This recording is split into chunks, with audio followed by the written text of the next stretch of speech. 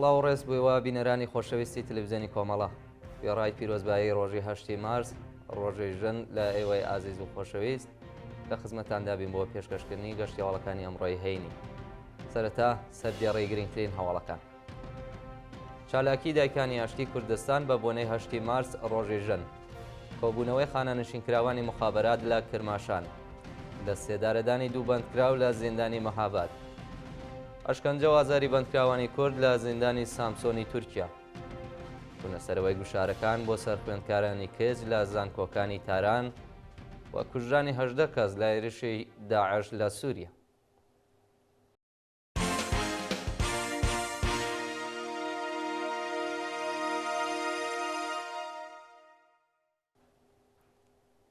درێژەی هەواڵەکان. چالاکی دایکانی ئاشتی کوردستان بە بۆنەی 8 مارس.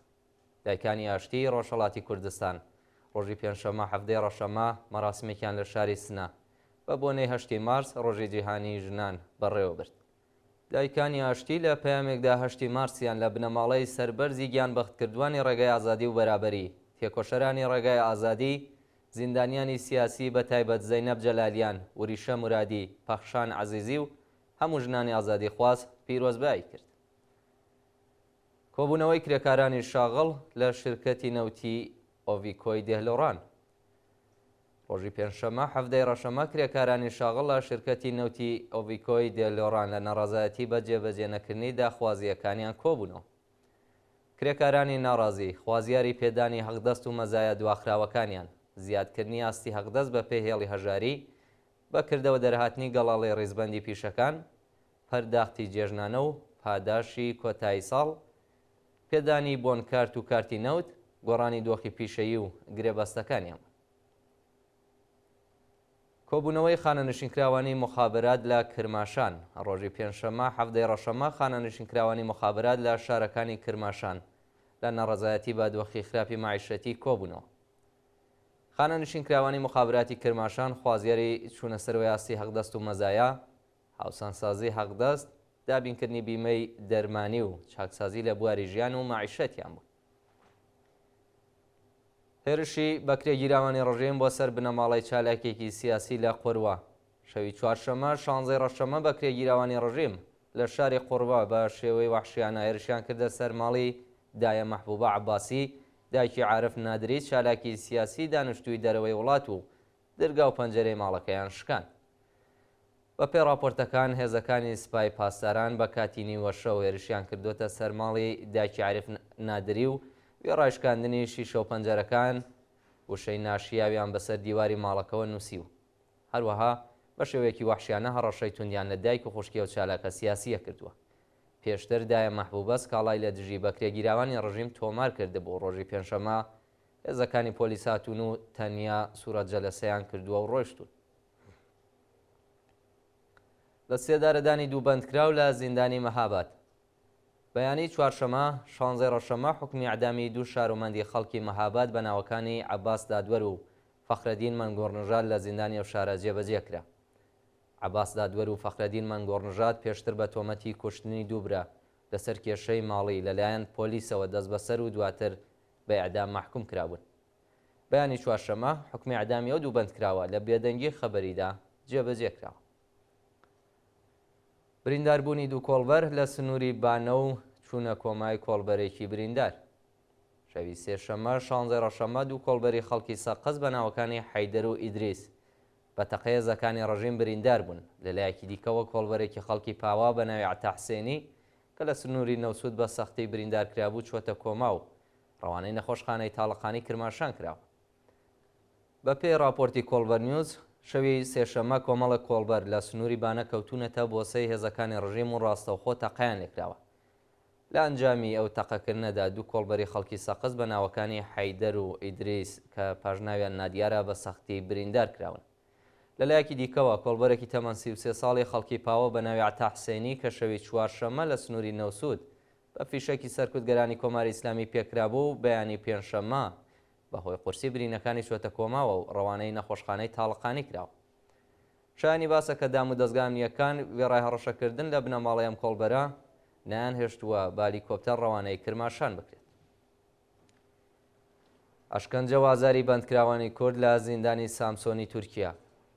بە پێڕاپۆرتی ڕێکخراوەکانی مافی مرۆڤی تورکیا ژمارەیەک لە بەندکراوانی کوردی زیندانی کاواک لە شاری سامسۆن لەلایەن گاردی ئەمنیەتی و بەندیخانەوە بە سەختی ئەشکەنجە و ئازار دراون. بە پێی زانیاریەکان بەندکراوانی کوردی ڕاگیراو لەو زیندانە دژباڵ سوکەوتی وەحشیانەی پۆلیسی زیندان مانیان لە خواردن گرتووە و ڕۆژی ڕابردوو هێزەکانی گاردی ئەمنیەتی زیندان هێرشیان کردوتە سەریان و ژمارەیەک لە بەندکراوانیان بە سەختی ئەشکەنجە کردووە. هێز ئەمنیەکان هەروەها بەندکراوانیان ڕوود کردوێتەوە و دەستیان داوەتە پشکنینی جەستەیی و کەلوپەلەکانیان شکاندووە. مانگرتنی کرێکارانی شاغڵ لە کارخانەی سایپا ئازین. ڕۆژی پێنجشەمە هەفتەی ڕەشەمە کرێکارانی شاغڵ لە کارخانەی سایپا ئازین لە ناڕەزایەتی بەنەدانی داخوازیەکانیان دەستیان لە کار کێشایەوە و مانیان گرت. بەوتەی کرێکارانی ناڕازی لە ساڵی تازە نزیک بوونەتەوە، بەڵام هێشتا حەقدەست و مەزایەت دواخراوەکانیان پەرداخت نەکراوە. کرێکارانی ئەو ناوەندە پێشتر لە ئاسنەدانی داخوازیەکانیان ناڕەزایەتیان دەربڕێ و خاوەنکار بەڵێنی جێبەجێکردنی خواستەکانیدا، بەڵام نەک حەقدەستەکانی پەرداخت نەکردووە، بەڵکو خەبەرێک لە جێژنانە و پاداشی کۆتایی ساڵیش نییە. کۆبوونەوەی کرێکارانی شاغڵ لە فروشگای ڕفاه لە تاران. ڕۆژی چوارشەمە 16 ڕەشەمە کرێکارانی شاغڵ لە زنجیرە فروشگای ڕفاه لە تاران لە ناڕەزایەتی بەنەدانی داخوازیەکانیان کۆبوونەوە. کرێکارانی فروشگای ڕفاه لە تاران خوازیاری پێدانی حەقدەست، جێژنانە و بۆنی کرێکارین. پێشتر بەڕێوەبەرایەتی ئەو زنجیرە فروشگا ڕایگەاندە بوو کە جێژنانە و بۆنی کرێکاران لە ڕێگەی پێدانی شتومەکەەوە پەرداخت دەکات، بەڵام بەهۆی مایە پوچبوون قەفەسەکانی فروشگا بەتاڵە و کرێکاران سەرگەردان بوون. شایانی باسە کە پێشتر بەهۆی بێکارکردنی 200 کرێکاری ئەو زنجیرە فروشگا پێرسۆنەلی بێکارکراو لە بەردەم دەفتەری ناوەندی تاران کۆبوونەوەیان بەڕێوە برتبوو. چوونە سەرەوەی گوشارەکان بۆ سەر خوێندکارانی کچ لە زانکۆی تاران. بە پێڕاپۆرتی شۆڕای سنفی خوێندکارانی ئێران بە بیانۆی حیجاب گوشارەکان بۆ سەر خوێندکارانی کچ لە زانکۆکانی ئەمیرکەبیر و تەربیەت مدەڕەز زیادی کردووە و وێنە و ڤیدیۆ لە خوێندکاران هەڵدەگرن. بە پێی ڕاپۆرتە گەشتیەکانی ناسراو بە حیجابان بەردەوام لە نێو مەحەوەتەی زانکۆکاندا دەخولێنەوە و حراست و کۆمیتەی ئینزباتیش ڕێگە نادەن کە خوێندکارانی کەزمان تۆشواڵی تەنگ و ڕەنگی بپۆشن. هەروەها ژمارەیەک بە کرێگیراوی بەسیجی وێنە و ڤیدیۆی خوێندکاران هەڵدەگرن و ڕادەستی حراسەتی دەکەن. گیان لە دەستانی بریندارێکی شۆڕشی خەزەڵوەری 98 بە پێی و بابەتەی محەممەد فەرزی کویجی لە بریندارانی شۆڕشی خەزەڵوەری 98 لە ماڵپەڕی تایبەتی خۆیدا بڵاوی کردوێتەوە. بریندارێکی دیکەی شۆڕشی خەزەڵوەری 98 بە ناوی محەممەد حسێن عیرفان بەهۆی ئیلتیهابی چاو و جەستەی گیانی لەدەستاوە.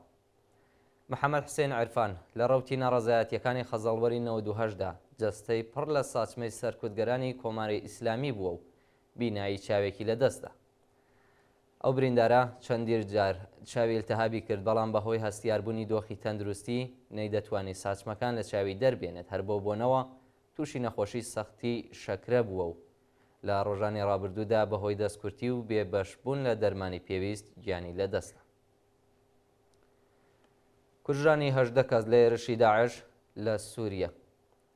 ڕۆژی چوارشەمە 16 ڕەشەمە چەکدارانی داعش هێرشیان کردە سەر خەڵکی مەدەنی لە باشووری دێرەزووری سووریا و 18 کەسیان کوشت. بە پێی راپۆرتی ڕوانگەی سووری بۆ مافەکانی مرۆڤ، خەڵکانێک کە بۆ کۆکردنەوەی قەرج ڕۆشتبوون کەوتونەتە بەر پەلاماری چەکدارانی داعش و 18 کەسیان لێ کوژراوە کە 4 کەسیان لە هێزەکانی بەرگری نیشتمانی سووریا بوون. لەو هێرشەدا 16 کەسی دیکە بریندار و 50 کەسیش بێسەر و شوێن بوون. بینەرانی خۆشەویست، گەشتی هەواڵەکانتان پێشکەش کرا. کاتێکی خۆش بۆ هەموو لایەن.